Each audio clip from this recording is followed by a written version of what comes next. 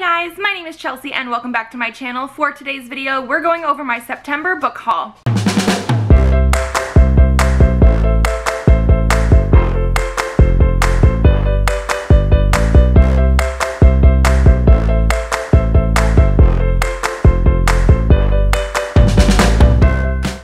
So I was really bad this month and definitely purchased a whole lot more books than I really thought I was going to. I'm just gonna blame the fact that there were a lot of good releases happening around September because otherwise I have no good excuse. So we're just gonna jump right on into these because, like I said, I do have quite a few going here. The first book that I have on this stack here is Wayward Son by Rainbow Rowell. This is the second book in the Carry On series. I'm pretty sure basically everyone has been hauling this month. I liked the first one. I think I gave it like a 4 out of 5 stars, and so when I heard there was a second one, I had to purchase it. I have heard people compare this to like Harry Potter and everything. I don't feel like it has the same vibe. It's definitely more tongue-in-cheek, and I like the magic system in the first book because it is very much like phrases that I feel are very much related to like pop culture or just like common phrases, and I think it was a very great device for the book. I'm pretty sure this second one is supposed to deal with a road trip, so I'm very excited to see about that, especially since I think the road trip is in America, so we're changing from the UK to the USA. Also, I just absolutely love the covers that they've been doing for the books. This is a cover by Kevin Wada. He also did the paperback version of Carry On. I absolutely love his art style, and if you guys are aware, I have been purchasing the new Buffy comics from Boom Comics, but only the editions that he has done. Like, he has some variant covers for those. I absolutely love those. But not only that, for this book, we do have gorgeous end papers, as well as a gorgeous naked hardcover. I absolutely love it when books go basically above and beyond to make it super, super pretty. Then we also have A Dream So Dark by L.L. McKinney. This is the sequel to A Blade So Black. This is the second book in the Nightmare verse, which is what it says here. I didn't realize that we had a full title for the series, but I read the first one. I'm pretty sure it was pretty soon after it released last year, and gave it, again, like a 4 out of 5 stars. It was very dark and compelling. It's basically like a type of Buffy-ish character, but also Alice in Wonderland. There is a, I guess, nightmare verse, like a Wonderland, that is very, very dark. And the first book left us sort of on a cliffhanger. There were definitely more questions than answers, and so I was really, really hoping we were getting a second book. Back when I read it, we didn't actually have a second book on Goodreads, so I had no idea what was happening with that, but as soon as I saw we were getting a second one, I actually pre-ordered this one, and it came in September, and so I am ready to jump into this. Then I also purchased the UK version of Dark Dawn by Jay Kristoff. This is the third book to the Nevernight trilogy, I'm pretty sure it is, so I think this is the final one. I have never read these. I actually have the UK version of Nevernight as well, basically because these are gorgeous editions. However, because I never read Nevernight, I didn't realize when Godsgrave went up for order, because I got these both through Book Depository, because that was the easiest way to grab them. And so because of that, I don't have the second one in this series. I only have books 1 and 3. And I'm a little disappointed about that because I would love to have all 3 of these gorgeous editions. I'm really, really hoping the publisher will eventually do a reprint. However, it's very much looking unlikely. However, they are so gorgeous, and this, I believe, is my favorite cover and book for what they did with the series. And so if I was going to have any of them in this UK edition, it was definitely going to be this one, mostly because we have the cat on the cover. But I mean, the art style is absolutely gorgeous. It does wrap around the cover here, but this is another one of those books that has an absolutely gorgeous naked hardcover, and again wraps all the way around. And then we do have end papers as well that are not just like plain. These ones have stars on them, so even though this is the third in the series, and I definitely need to read the first one, I've read other books by Jay Kristoff, absolutely love those as well. I now also have the third one in the UK edition, but they're just so pretty. Next, we have The Institute by Stephen King.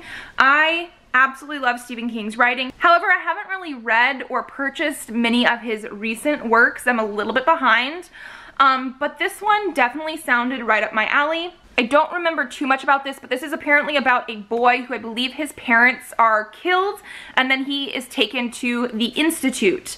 I've heard this sort of compared genre-wise to his Firestarter and It books. Both of those I've read, and I absolutely love It. It's my absolute favorite book of his, and so because of that, I'm very excited to see exactly what is in this one.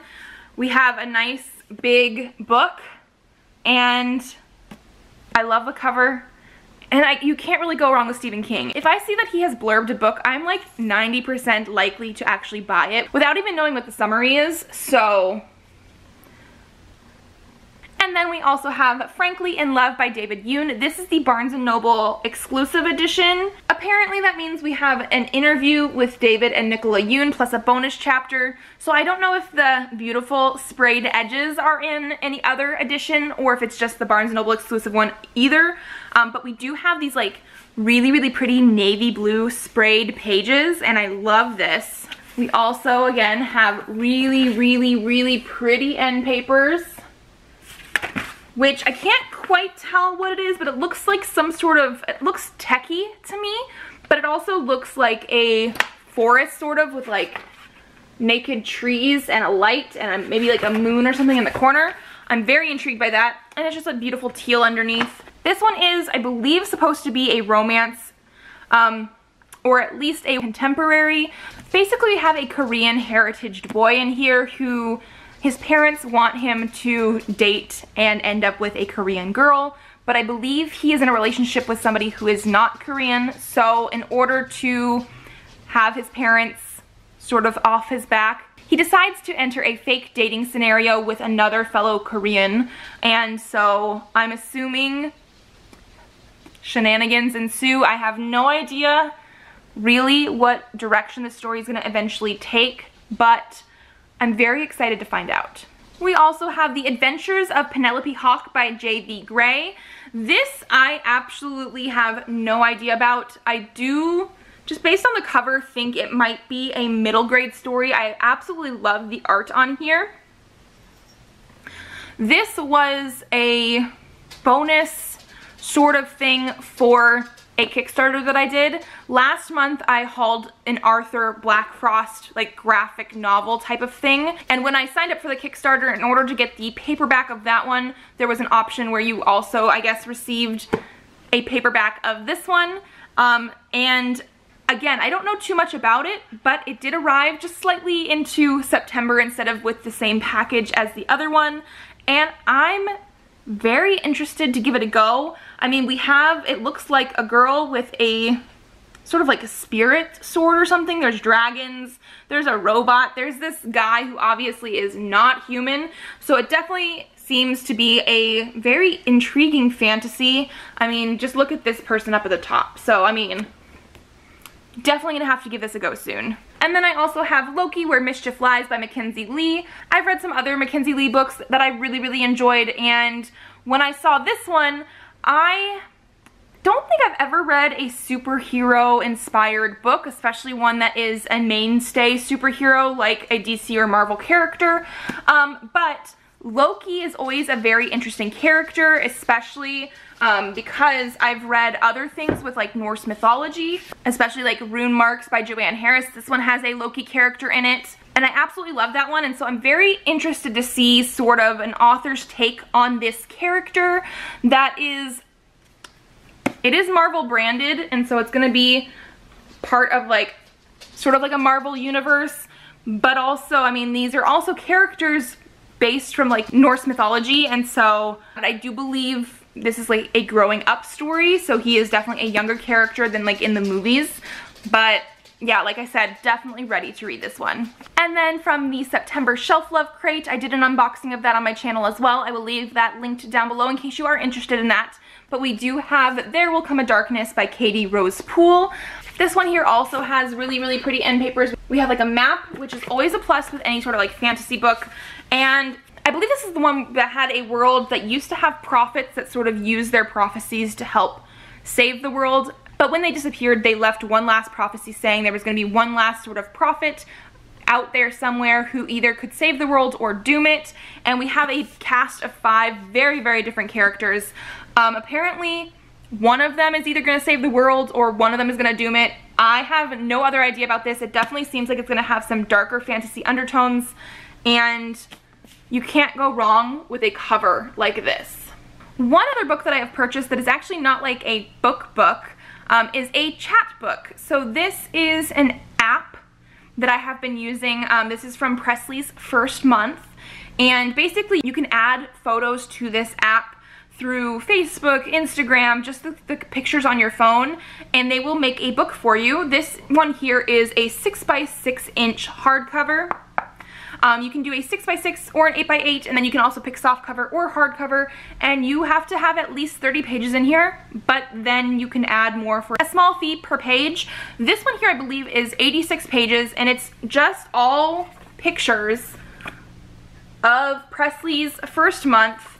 Some were taken from my Instagram, some are just ones from my phone. One thing I really, really love is they do have the option for captions. So on here, you would have a caption at the bottom. When you include a caption, you also get a date at the top. You can also include a caption page with the date on it, but without any actual caption at the bottom, just so you have a date. I basically did that for each new day that I included in here. I would put the caption on there so that I had a date at the top, and I went in order, and you get to choose if you want like the full picture or with the caption, or like if you're taking them from your Instagram and you had it as a square, it'll fill up the whole page. And I just absolutely love this. It is such a nice quality. So this one, like I said, is a hardcover. The pages are all like thick, semi-laminated, like you can just tell it's very nice quality paper in this. And today, actually, I already ordered his second month one because I have taken so many pictures that so far I've been able to fill up a pretty good sized book per month. You also get to choose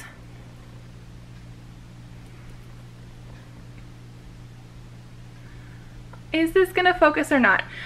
Maybe. You also get to choose the title and how you want it on the spine, and so I absolutely love these. I actually do have a code for this as well in case you guys are interested in signing up for this.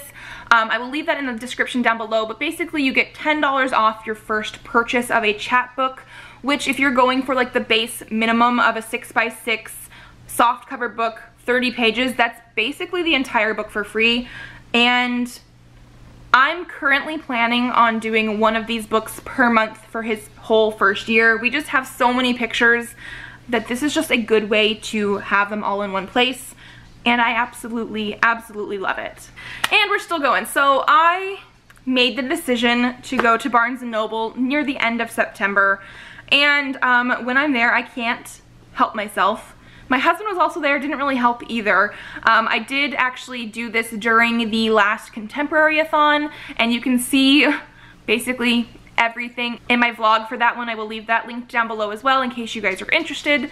But one of the main reasons we went to the Barnes & Noble is I did receive a book that I had pre-ordered in the mail, but it was damaged, and that would be the 3rd volume of The Umbrella Academy. This is Hotel Oblivion by Gerard Way and Gabriel Ba.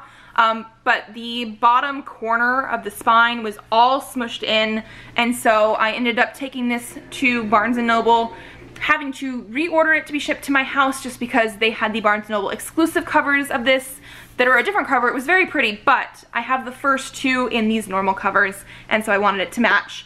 But I became obsessed with The Umbrella Academy from the Netflix show. Started to read these. I have read the first 2 volumes, and this one came out in September. Have not read it yet, but I am dying to get to it because I want to see what this 3rd volume includes. The show and the books are definitely, they share the same vibes, but not everything is the same. So we will have to see what this one is all about. I then also picked up the first volume of the new Buffy comics from Boom Comics. This should have issues 1 through 4 in here. This is what I was talking about earlier. I have basically all of the individual comic issues from this one in the variants that Kevin Wada has designed. And this is the first 4 issues of the new comics. I don't know much about it because, again, I haven't read it yet, although I think October is the perfect time to read this, so that is definitely going to be happening. But this is supposed to be Buffy the Vampire Slayer sort of reimagined for this like new generation, so I do believe it is taking place more in our current time. They are back in high school, but also some of the characters are a little bit different, or a little bit coming in a different place, I should say, because I know for one of the variant comic issues we have Robin Wood on them, who was the principal for season 7, which means I believe he is a character in high school at some point as well. So again, characters that we know and love, but in a slightly different format. So this is like a reboot sort of thing, and I'm very intrigued to see exactly what that means for this series. But I love Buffy, as you guys can see from all the stuff up here, and so I really want to read it. Again, I don't know much about it, but look at the art style as well. This is absolutely gorgeous, and actually I think that might be Robin Wood over here talking to Buffy right now. Speaking of Buffy, I also picked up The Babysitter's Coven by Kate Williams. This is a book that has been compared tone-wise to Buffy. This is supposed to be a sort of quirky, I guess, mix between like The Babysitter's Club and Buffy the Vampire Slayer. It looks like we definitely have some witchy vibes going on. I have heard really good things about this book. I love the cover, especially the colors on the cover. It is absolutely gorgeous.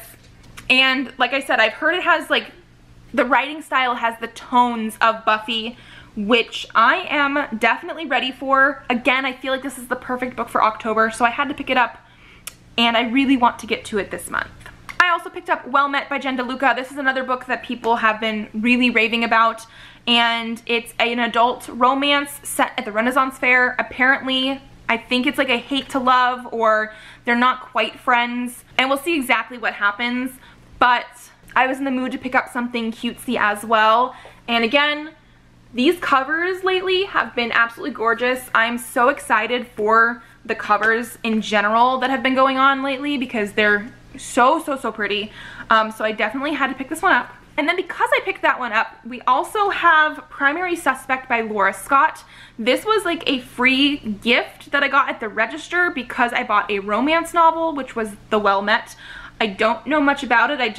It's a love-inspired suspense story. Love-inspired, I believe, is like the branding of it. And so, some sort of romantic mystery. We'll see if I ever read this. It's not too long, so it's a good possibility sometime in the future. Then I also picked up some manga. These are going to be like the newest books that have come out in the series that I am definitely still reading. So we have Dream and Sun. This is volume 9 by Ichiko Takano.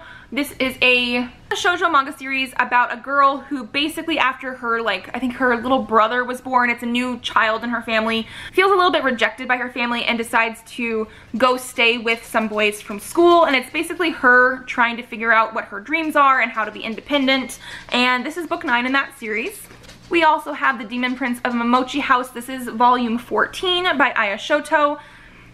This is a series about a girl who inherits a house from some people in her family that have passed away. I don't remember if it's grandparents or parents, however that works. And it's actually a house that sits right between like our world and the spirit world. And so she has to deal with a whole cast of characters from there. And then we also have Waiting for Spring volume 11. This one is by Anna Shin. This is another shoujo manga about a girl who ends up befriending the basketball team.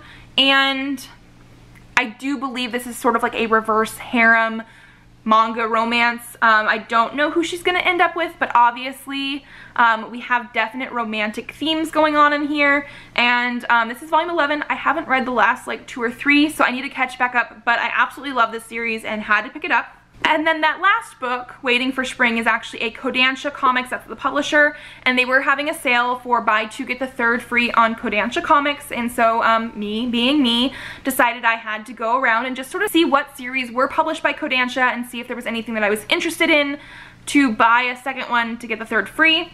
And so we ended up with number 6, volume 1 and volume 2. I don't know too much about this. I want to say it's some sort of post-apocalyptic thing maybe, but I do believe there's also LGBTQ elements in here, and so I just remember hearing about it years ago, and this is the one that stuck out to me at the bookstore, so I picked those up as well. And then the last few books that I have here are all children's books, because obviously with a baby we couldn't, or I couldn't help going into the children's section while we were at the bookstore. I do story time with him usually 2 to 3 times a day, and so we definitely needed some more books because I've been sort of cycling through all the ones that we already have, and I was getting tired of reading the same like 10 to 15 ones every single time. So we have 2 Dr. Seuss books. We got Mr. Brown Can Moo Can You, as well as Hop on Pop. I like these cute little board books from Dr. Seuss because they have a really nice cadence to them. They usually rhyme, and they are nice, quick, easy reads. And then while there, we also got every single Pig the Pug book that they had. So we have Pig the Pug, Pig the Star, Pig the Winner, Pig the Fibber, the newest Pig the Pug book, Pig the Stinker, as well as Pig the Elf. So yes, it is not quite Christmas time yet. However, these were also books that were on sale when we were at Barnes & Noble, which was part of the reason we bought all 6 of them. They were any Aaron Blabey book, which is the author of these, 2 for $20. When normally these hardcovers are $15. So basically by buying all 6, we got 2 for free. I could not pass that up. These are absolutely hilarious. They do rhyme, they have a nice amount of words per page, and they're just absolutely hilarious. They're all about Pig the Pug, who at the beginning of the books is doing something wrong or stinky or just something hilarious and ends up having to get his comeuppance in the end, and they're just too cute to pass up. And so we have all 6. And then that was actually everything from September. Again, a lot more than I was planning on buying. If you guys like this video, give it a thumbs up to let me know. Subscribe to this channel if you would like to see more videos. I do have videos up Mondays and Thursdays, so I will see you then. Bye!